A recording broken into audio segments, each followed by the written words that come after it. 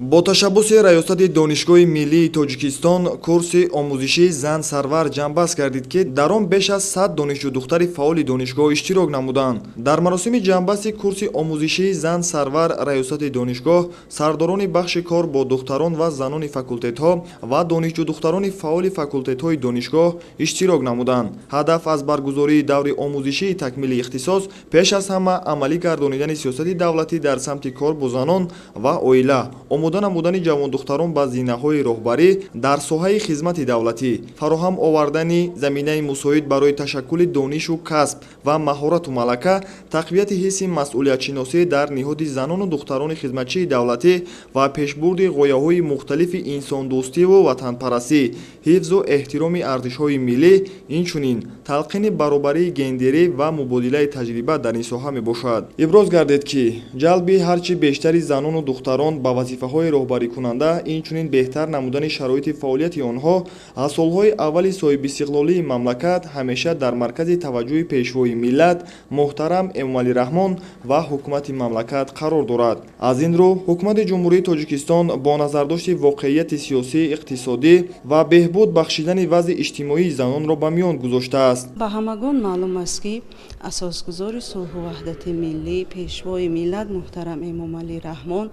аз соли аввали анамин ба сари ҳокимият омаданашон ба масъалаи фаъолияти занон ҳамчун роҳбар,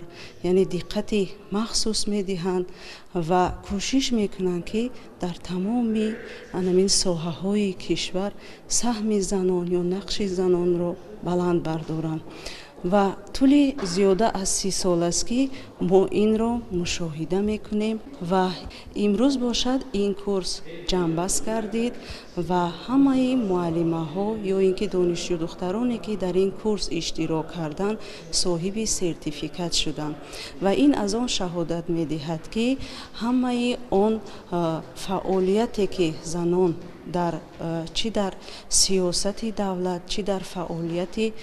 оиладорӣ ё ин ки чӣ дар фаъолияти ҷамъиятӣ доштанд, ба духтарони мо гуфта гузаштанд ва фикр мекунам, ки аз ин курсе ки баргузор гардид, муаллимаҳои мо, махсусан донишҷӯ духтарони мо дар фаъолияташон дар зиндагии минбаъдаи худ аз усулҳо, аз методҳое ки занони имрӯзаи сиёсатмадор